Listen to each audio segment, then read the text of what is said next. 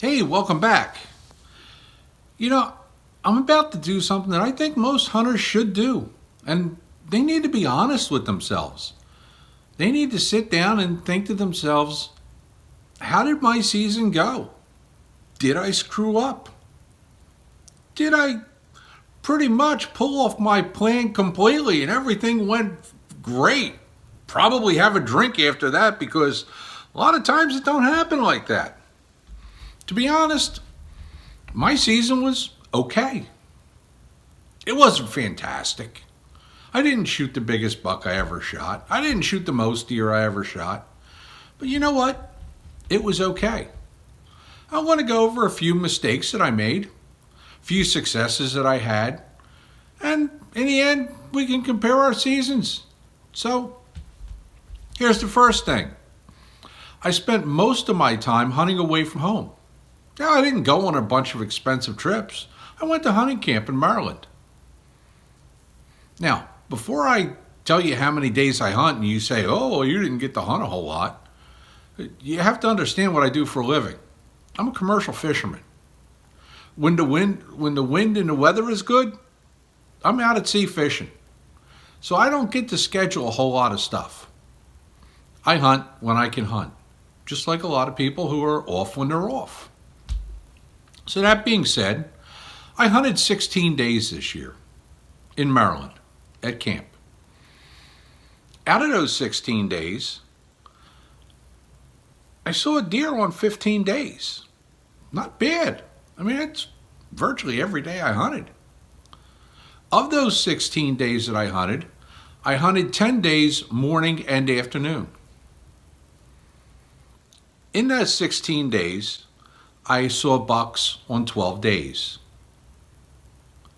And total bucks I saw was 9 different bucks, although I saw a few of them on several days. So my buck count on some days was pretty good, 2, 3, 4, 5, especially during a rut.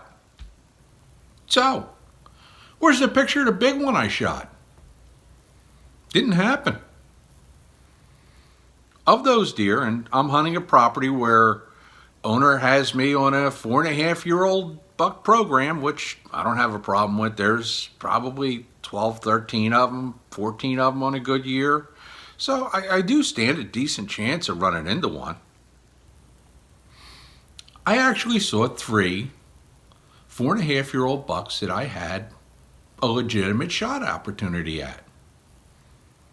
So I guess I'm to blame. I didn't shoot a deer because, well, there were bigger ones that I was hoping to get. I mean, to be honest. I mean, it's not that I'm a quote trophy hunter or I'm hunting inches or anything. When you have pictures of a lot bigger deer and the smaller deer that are available are showing up, and I don't have to kill a deer for my ego, for my stomach, yeah, and I shoot those for that. So ego-wise, I was okay with the fact that I didn't shoot one. Part of me not shooting one could have been overestimating the quality of the property. Now, I got to tell you, this property is pretty darn good. Okay? It doesn't have 150 and 160 inch deer, 180s running around. Within a mile or two, there's probably a couple of those deer killed every year. But so far, I haven't had one on camera. So I wasn't hunting something too far out of reality, but I also wasn't hunting something too far bigger than what I was looking to shoot. Now, I can blame this all on my wife because, well, she's a horrible woman. She really is.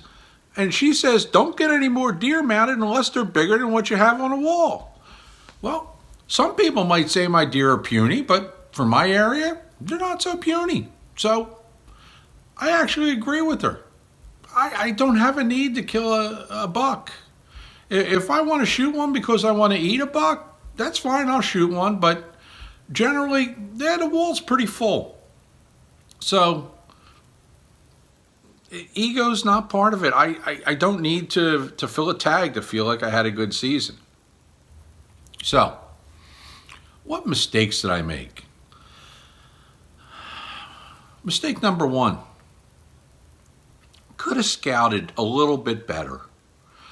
I knew the general direction that the deer were coming from. Had a pretty good idea just from reading sign, being there for a day last spring when everything was still fresh from the winter.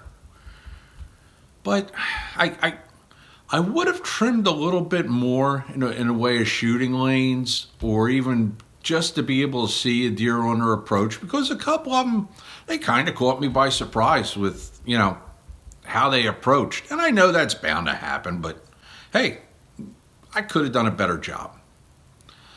Other thing I could have done a better job was I should have trimmed my trail in a little bit better to maybe have a quieter approach. Now, on the days when it was damp and moist and stuff, no problem. But we basically had a drought here. And that meant that I was walking on a box of cereal. It was like Rice Krispies once you poured the milk in it. I mean, it was really loud. And finally, the third mistake I made was there were a couple opportunities where I probably could have pushed it, and I was a little bit tired and stuff and didn't want to drive to camp.